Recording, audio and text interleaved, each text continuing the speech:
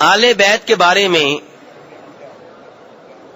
بھائیوں نے بھی سوال کیا تھا، اور اس لحاظ سے بھی جاننا ضروری ہے کہ امام مسلم رحمہ اللہ روایت کرتے ہیں اپنی صحیح میں کہ نبی علیہ الصلوۃ والسلام نے غدیر خم پہ ایک خطبہ ارشاد فرمایا تھا۔ خم نامی ایک چشمہ ہے، ایک کنواں ہے، اس کے نام سے وہ جگہ مشہور تھی، وہاں پہ آپ نے خطبہ ارشاد فرمایا تھا۔ آپ نے دیکھا ہوگا کہ پاکستان انڈیا میں کئی دفعہ اشتہار بھی لگتے ہیں، لکھا ہوتا ہے عید غدیر خم، یہ اشتہار لگتے ہیں۔ ہم تو عید میلاد النبی علیہ السلام سے روکتے ہیں کہ نبی علیہ السلام سے محبت کرو، لیکن آپ کے دین میں اضافہ نہ کرو، ایک تیسری عید کا اضافہ نہ کرو۔ اوپر سے لوگ نئی سے نئی عیدیں نکال رہے ہیں۔ تو بہرحال میرے بھائی، غدیر خم کا واقعہ کیا ہے؟ ایک تو وہ باتیں ہیں جو اس میں ملا دی گئی ہیں، من گڑت ہیں، غلط ہیں، لیکن حقیقت کیا ہے؟ حقیقت یہ ہے کہ نبی علیہ الصلوۃ والسلام نے اس مقام پہ خطبہ ارشاد فرمایا، اور حوالہ کس کتاب کا میں نے دیا ہے؟ کس کتاب کا دیا ہے؟ مسلم شریف کا۔ وہ مانے نہ مانے، آپ تو مانے کم از کم، ٹھیک ہے؟ جو صحابہ کرام سے محبت رکھتے ہیں ان کو تو ماننا چاہیے کہ مسلم شریف کا حوالہ ہے کہ نبی علیہ الصلوۃ والسلام نے خطبے میں کہا، کیا فرمایا؟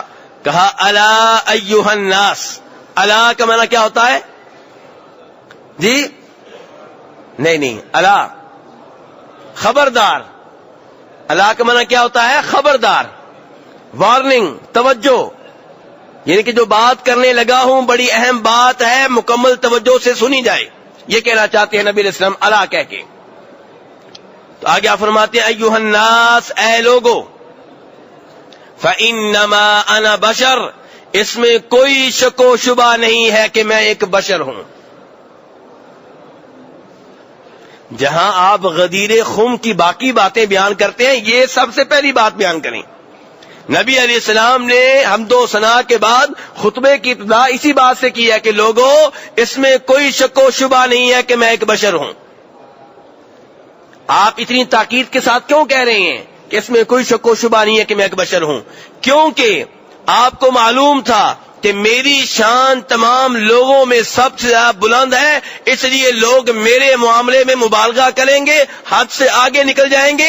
اور آپ نے کہا بھی تھا لا تطرونی، میرے معاملے میں مبالغہ نہ کرنا، حد سے آگے نہ نکل جانا، غلو سے کام نہ لینا۔ اس لیے یہاں بھی آپ کہہ رہے ہیں کہ لوگوں، اس میں کوئی شک و شبہ نہیں ہے کہ میں ایک بشر ہوں۔ یہی قرآن بتاتا ہے، یہی نبی اسلام خود بتا رہے ہیں۔ آگے فرماتے ہیں یہ کیوں آپ نے کہا کہ میں بشر ہوں؟ فرماتے ہیں قریب ہے، وہ وقت قریب ہے کہ اللہ کی طرف سے آنے والا آئے گا، اللہ کا قاصد آئے گا، اور میں اس کی آواز پہ لبیک کہہ دوں گا۔ کیا مطلب؟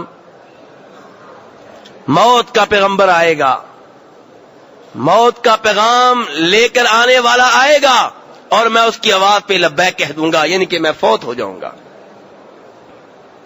فرمایا اس لیے یاد رکھو ترکت فیکم ثقلین، میں تم میں دو اہم چیزیں چھوڑ کر جا رہا ہوں۔ کتنی چیزیں؟ دو چیزیں۔ فرمایا اولہما کتاب اللہ، ان میں سے پہلی چیز کیا ہے؟ اللہ کی کتاب قرآن پاک۔ پہلی چیز کیا ہے؟ قرآن پاک، اللہ کی کتاب۔ کیا کرنا ہے جی قرآن پاک کو؟ آپ فرماتے ہیں فیہ الہدی والنور، فیہ الہدی والنور، اس کتاب میں، اس قرآن میں ہدایت بھی ہے، نور بھی ہے، روشنی بھی ہے۔ نبی علیہ الصلوۃ والسلام بشر ہیں، نور نہیں ہیں، لیکن آپ کی تعلیمات نور ہیں، آپ کی احادیث نور ہیں، آپ کے فرامین نور ہیں۔ روزہ میں بھول نہ جاؤں، اگر پڑھا رہا تو میں بھول کے پی لوں گا، اس لیے اللہ آپ کو جزائے خیر دے۔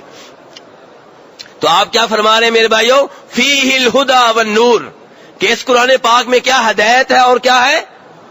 تو نور، آپ کی ذات نور نہیں ہے، آپ کے منہ سے نور نکلتا ہے، آپ کی تعلیمات نور ہیں، آپ کی احادیث نور ہیں، آپ کے اوپر جو قرآن پاک نازل ہوا ہے وہ نور ہے۔ نور کا معنی کیا ہے؟ روشنی ہے۔ اس کا مطلب یہ ہے کہ روشنی قرآن پاک میں ہے، قرآن کے اوپر عمل کرنے والے روشن خیال ہیں۔ روشن خیالی یورپ سے نہیں ملے گی، روشن خیالی سیکولر لوگوں سے نہیں ملے گی. حقیقی روشن خیالی وہ ہے جو قرآن پاک میں ہے. جو روشنی ادھر سے آ رہی ہے وہ روشنی نہیں ہے، وہ اندھیرا ہے. جو روشنی ادھر سے آ رہی ہے اللہ کی قسم وہ روشنی نہیں ہے، وہ ظلمت ہے، تاریکی ہے، اندھیرا ہے. روشنی تو قرآن پاک میں ہے. روشنی تو وہ ہے جو 1400 سال پہلے اوپر سے نازل ہوئی تھی. نبی علیہ السلام کہہ رہے، میں نہیں کہہ رہا. فیہ الہدی والنور، نور کا ترجمہ اردو میں کیا ہے؟ روشنی. تو روشنی قرآن پاک میں ہے میرے بھائیوں. اور اس سے یہ بھی پتا چلا کہ نبی علیہ السلام ایک ہی حدیث میں کہہ رہے ہیں کہ میں بشر ہوں، جو قرآن پاک ہے اس میں نور ہے.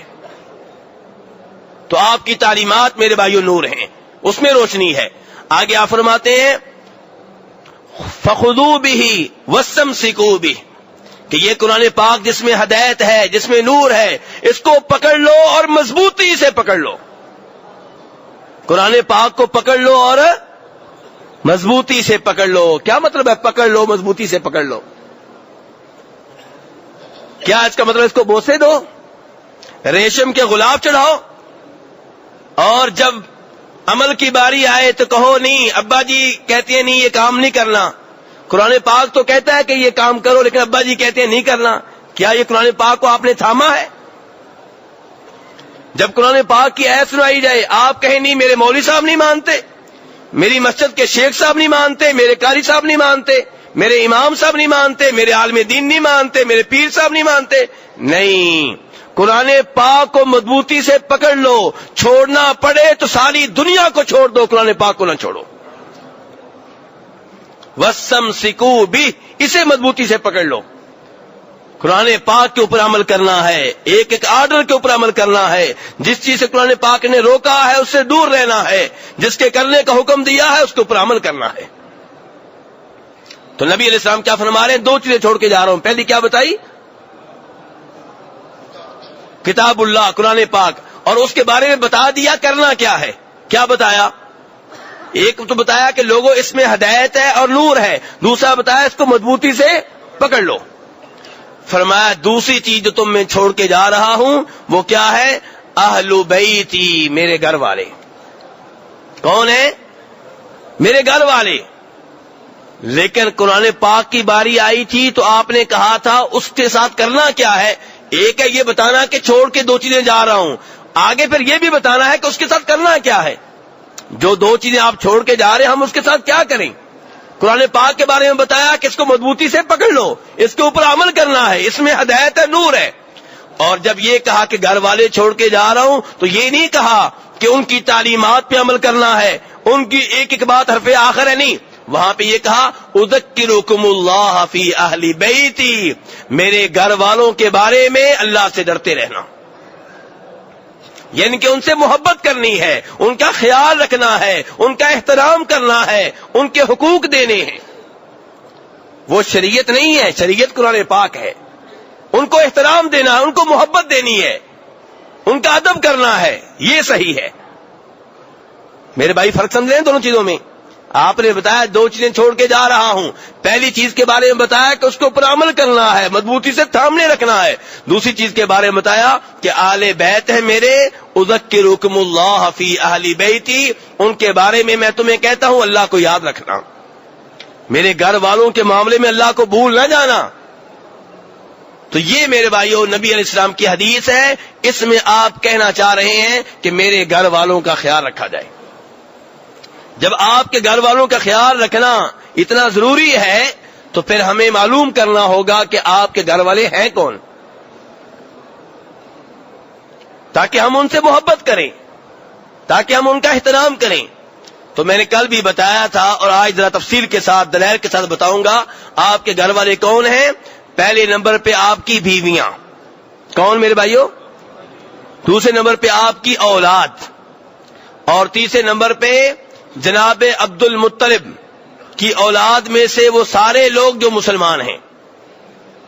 عبد المطلب کی اولاد میں سے وہ سارے لوگ جو کون ہیں؟ مسلمان. اسلام شرط ہے ورنہ اس نسبت کا کوئی فائدہ نہیں ہوگا. تو اس لحاظ سے آپ کے جو چچاؤں کی اولاد ہے وہ بھی آل بیت میں سے ہیں جو مسلمان ہیں. تو کون کون سے؟ آل علی، جناب علی کی اولاد رضی اللہ تعالیٰ عنہ، آل عباس، آپ کے چچا جناب عباس کی اولاد، نمبر 3 آل جعفر، جعفر کی اولاد، نمبر 4 آل عقیل، عقیل کی اولاد، نمبر 5 آل حارث، آپ کے چچا حارث کی اولاد۔ کتنے لوگوں کے نام آئے ہیں؟ 5۔ ان 5 کی جو اولاد ہے وہ بھی آل بیت میں سے ہے۔ کیا ان میں ابو لہب کا نام آیا؟ ابو طالب کا نام آیا؟ کیوں؟ کیونکہ وہاں پہ توحید نہیں ہے۔ تو یہاں سے یہ معلوم ہوا کہ آج بھی جو یہ دعویٰ کرے کہ میں نبی علیہ الصلوۃ والسلام کی اولاد میں سے ہوں، آل بیت میں سے ہوں، اور ہو شرک کے اوپر، قبروں کا پجاری ہو، دربار بنائے ہوئے ہوں، قبروں کے چادریں چڑھاتا ہو، پھول چڑھاتا ہو، قوالیوں کا بندوبست کر رکھا ہو، اگربتیاں وہاں پہ جلاتا ہو، ایسی حرکتیں کرتا ہو، اسے ادب و احترام نہیں ملے گا۔ اسے ادب و احترام، آپ کے آل بیت میں سارے چچا شامل نہیں ہو سکے، آپ کے چچاؤں کی ساری اولاد شامل نہیں ہو سکی، صرف وہ شامل ہو سکے جنہوں نے توحید اپنائی، جنہوں نے اسلام کی نعمت کو، ایمان کی نعمت کو قبول کیا۔ تو میرے بھائیوں، اب آتے ہیں دلائل کی طرف۔ سب سے پہلے یہ دیکھنا ہوگا کہ نبی علیہ الصلوۃ والسلام کے جو چچاؤں کی اولاد ہے کیا واقعی آل بیت میں سے ہے؟ تو میرے بھائیوں، اس بارے میں ہمارے پاس ایک حدیث ہے جسے روایت کرنے والے امام مسلم رحمہ اللہ ہے۔ کون ہے روایت کرنے والے؟ اور آپ جانتے ہیں کہ بخاری اور مسلم حدیث کی وہ 2 عظیم کتابیں ہیں جن کی احادیث شک و شبہ سے بالاتر ہیں۔ اور اس حدیث کو روایت کرنے والے کون ہیں؟ عبد المطلب، ذرا یاد کیجئے گا، عبد المطلب ابن ربیعہ ابن حارث ابن عبد المطلب، یعنی کہ نبی علیہ السلام کے دادا کا نام کیا ہے؟ تو یہ جو عبد المطلب ہیں آپ کے دادا عبد المطلب کے پوتے ہیں۔ ایسے ہی ہوا نا؟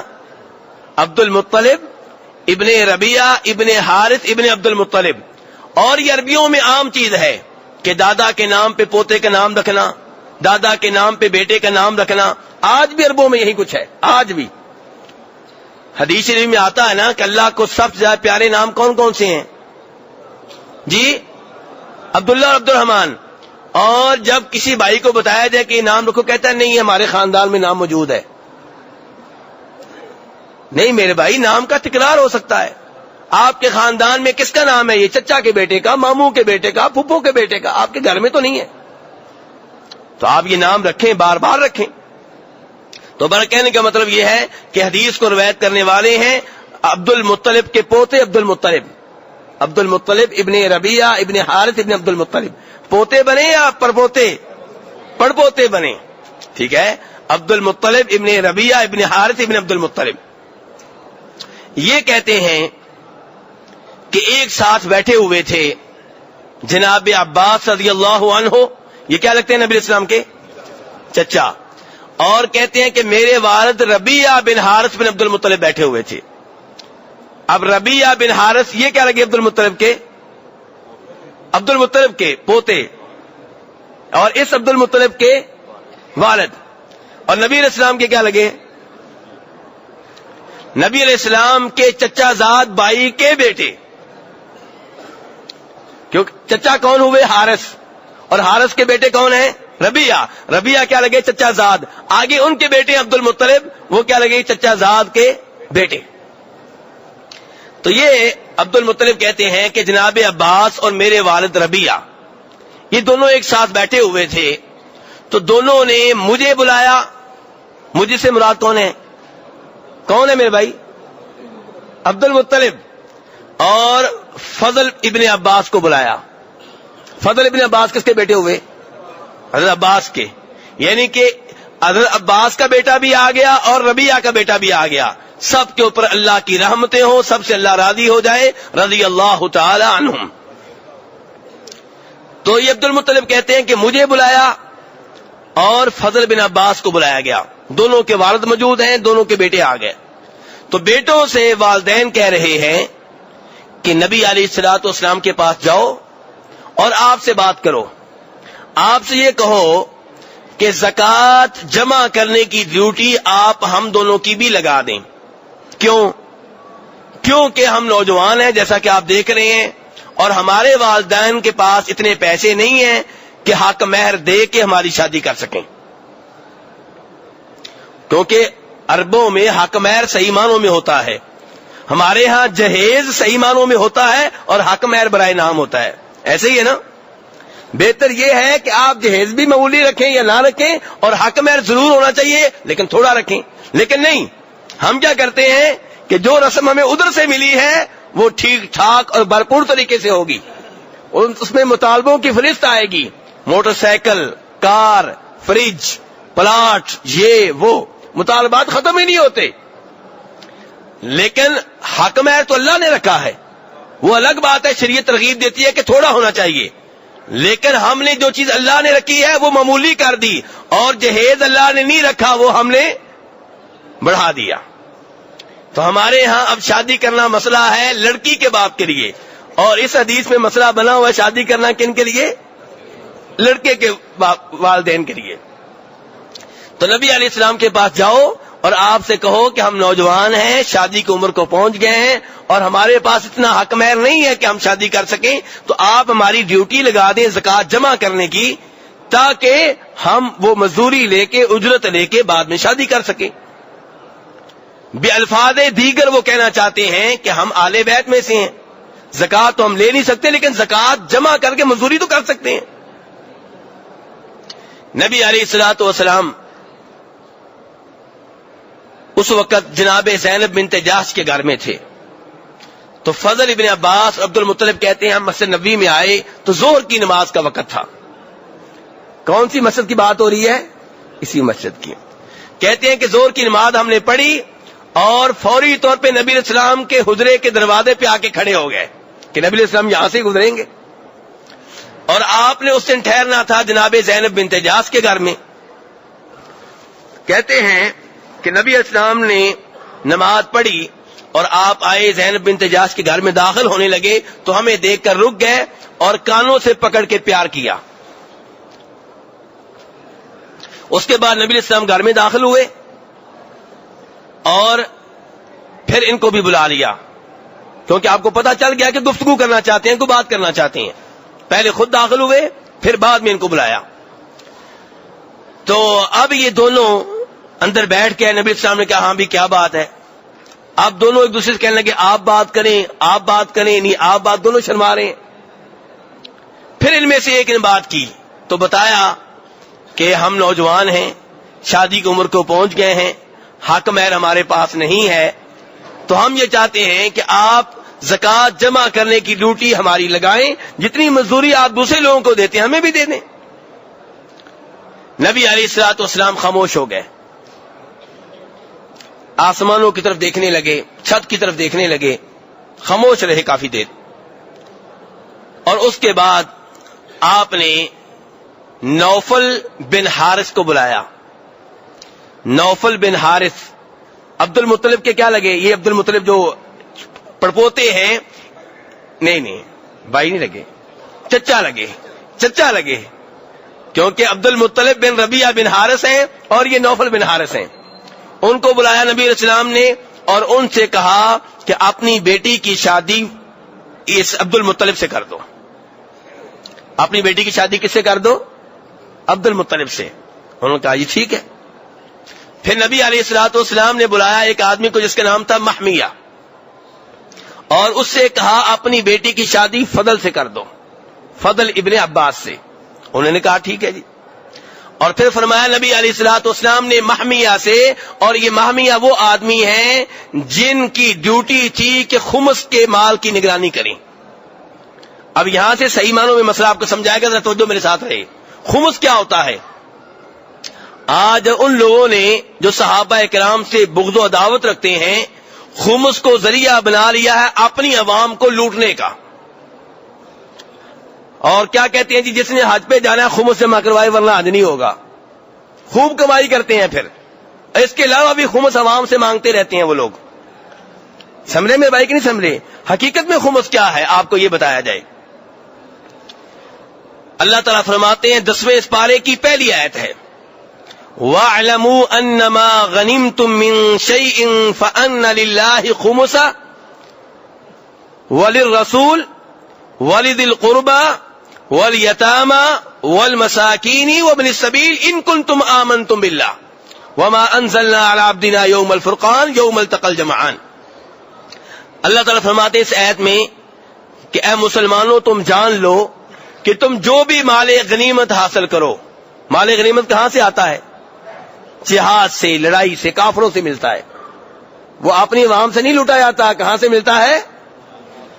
جہاد سے آتا ہے. یہ اپنی عوام کو لوٹ رہے ہیں.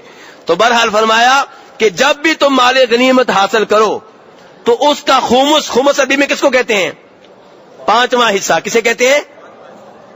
خامس کہتے ہیں 5 کو، خمس کہتے ہیں 5ویں حصے کو. تو اللہ تعالیٰ فرما رہے جو بھی مال غنیمت تمہارے پاس آئے تو اس کا خمس یعنی کہ 5واں حصہ جو ہے وہ جہاد کرنے والوں کے لیے نہیں ہے. 4 حصے کن کے لیے ہیں؟ جہاد کرنے والوں کے لیے. 4 حصے ان فوجیوں میں تقسیم ہوں گے جنہوں نے جہاد کیا تو یہ مال ملا. اور جو 5واں حصہ ہے وہ فوجیوں کے لیے نہیں ہے. کن کے لیے جی؟ ان للہ، وہ اللہ اور اللہ کے رسول علیہ السلام کے لیے ہے. اللہ کے نام برکت کے لیے آیا ہے، ورنہ اللہ کو تو نہیں ملتا نا. لیکن پہلے یعنی کہ وہ جو 5واں حصہ آیا اس کے آگے 5 حصے ہوں گے. وہ جو خمس آیا ہے اس کے کتنے حصے ہوں گے؟ اس کے پھر 5 حصے ہوں گے. فرمایا ایک حصہ للرسول ہی کس کے لیے ہے؟ نبی علیہ الصلوۃ والسلام کے لیے.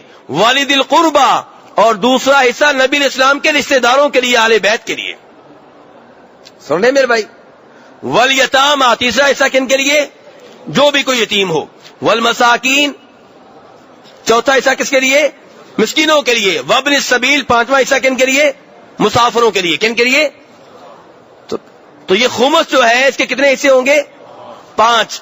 ان میں سے ایک حصہ نبی علیہ الصلوۃ والسلام کی ذات کے لیے ہے اور دوسرا حصہ آپ کے رشتہ داروں کے لیے ہے اور باقی 3 حصے یتیموں، مسکینوں، مسافروں کے لیے ہیں.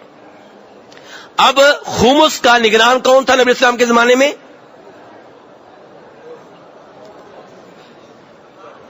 مہمیہ. اللہ آپ کو جزائے خیر دے. مہمیہ کون آدمی تھا اس کا نگران؟ مہمیہ. تو مہمیہ سے آپ نے ایک تو کہا کہ اپنی بیٹی کا رشتہ فضل بن عباس کو دے دو، دوسرا یہ فرمایا کہ ان دونوں کا اتنا اتنا حق مہر خمس میں سے ان کو دے دو. یہ کہاں سے نکالا گیا ہے؟ خمس کے بھی 5 حصے بنتے ہیں، ان میں سے کہاں سے نکالا گیا ہے؟ رشتہ داروں کا. کہ خمس کے 5 حصے ہیں، ایک نبی اسلام کا ذاتی اور دوسرا حصہ آپ کے رشتہ داروں کا ہے. تو یہ آئے تھے زکوٰۃ کی ڈیوٹی لینے اور آپ نے زکوٰۃ کی ڈیوٹی انہیں نہیں دی. کیا دیا؟ خمس میں سے ان کی مدد کی. اور ساتھ ہی فرمایا نبی علیہ الصلوۃ والسلام نے اس موقع پہ کہ ان الصدقہ لا تنبغی لآل محمد انما ہی اوساخ الناس صلی اللہ علیہ وسلم. آپ فرما رہے ہیں کہ یہ زکوٰۃ جو ہے یہ آل بیت کے لیے، میرے آل بیت کے لیے، میرے گھر والوں کے لیے، میری آل کے لیے مناسب نہیں ہے. دوسری روایت میں ہے کہ حلال نہیں ہے کیونکہ یہ لوگوں کی میل کچیل ہے. یہ زکوٰۃ جو ہم ادا کرتے ہیں اس سے کیا نکلتی ہے؟ میل کچیل نکلتی ہے. کیونکہ کاروبار کرتے ہوئے، تجارت کرتے ہوئے کئی دفعہ ایسی غلطیاں ہو جاتی ہیں جن کا ہمیں پتہ بھی نہیں چلتا. کئی دفعہ ہم رشوت دے بیٹھتے ہیں، ہمیں پتہ بھی نہیں ہوتا کہ یہ رشوت بن رہی ہے. ایک تو وہ رشوت ہے نا جو ہم سب کو پتہ ہے کہ ہم دیتے ہیں، وہ تو بس اللہ ہی معاف فرمائے. اس کا انجام تو یہ ہے کہ الراچی والمرتشی کلاہما فی النار، رشوت دینے والا، رشوت لینے والا دونوں جہنم میں ہیں. لیکن بات کر رہا ہوں کہ ایسی غلطیاں ہوتی ہیں جن کا ہمیں پتہ بھی نہیں چلتا. تو یہ زکوٰۃ جب ہم دیتے ہیں تو یہ میل کچیل ہوتی ہے ہمارے مال کی. تو نبی علیہ السلام فرما رہے ہیں میرے گھر والوں کے لیے میل کچیل جائز نہیں ہے، ان کے لیے یہ میل کچیل حلال نہیں ہے. تو پھر آپ نے اس کے متبادل کے طور پہ انہیں کیا دیا؟ خمس دیا. اور اسی وجہ سے کئی علماء کرام کہتے ہیں، دھیان سے سن لیں، ان میں امام ابو یوسف بھی ہیں، ابن تیمیہ رحمہ اللہ بھی ہیں. وہ کہتے ہیں کہ آل بیت کو چونکہ آج کل خمس نہیں مل رہا، اس لیے اگر کسی کی حالت بہت خراب ہو، بہت فقیر ہو، تو زکوٰۃ کے مال سے اسے کچھ دیا جا سکتا ہے، مدد کی جا سکتی ہے. کیونکہ اللہ نے ان کے لیے خمس رکھا تھا، زکوٰۃ نہیں رکھی تھی. اب جب انہیں خمس نہیں مل رہا تو اب ان کو بھوکے نہیں مرنے دینا. اگر ویسے مدد کر سکے اچھی بات، ورنہ زکوٰۃ میں سے کر دیں. یہ ان کا موقف ہے، اگرچہ اس کی واضح طور پہ کوئی دلیل نہیں ہے، لیکن ویسے میں نے موقف ذکر کیا آپ کے سامنے. بہرحال بات آگے بڑھاتے ہیں کہ نبی علیہ الصلوۃ والسلام نے یہ کن سے آپ کہہ رہے ہیں کہ آل محمد کے لیے زکوٰۃ حلال نہیں ہے؟ کن سے کہہ رہے ہیں؟ یہ بچے کیا لگتے ہیں آپ کے؟ ایک چچا کا بیٹا ہے اور ایک چچا ذات کا بیٹا ہے. تو کیا اس سے یہ نہ پتا چلا کہ آپ کے چچاؤں کی اولاد آل بیت میں سے ہے؟ پتا چلا کہ نہیں چلا؟ آپ نے جب انہوں نے آپ سے یہ ڈیوٹی مانگی، آپ سے یہ نوکری مانگی، تو آپ نے آگے سے کہا یہ نوکری نہیں مل سکتی، زکوٰۃ والی نوکری نہیں مل سکتی. کیوں نہیں مل سکتی؟ کہ زکوٰۃ آل محمد کے لیے حلال نہیں ہے. پھر ان کی مدد کس سے کی ہے؟ خمس سے کی ہے. کس سے کی ہے میرے بھائیوں؟ خمس سے کی ہے. تو میرے بھائیوں اس سے پتا چلا کہ نبی علیہ الصلوۃ والسلام کے چچاؤں کی اولاد جو مسلمان ہیں، توحید کے اوپر ہیں، مشرک نہیں ہیں، وہ آپ کی آل میں سے ہیں، آل بیت میں سے ہیں. تو آپ کے چچا عباس رضی اللہ عنہ، جناب علی کے اولاد، جناب جعفر، جناب عقیل، جناب حارث، ان سب کے اولاد جو ہے وہ آل بیت میں سے ہے.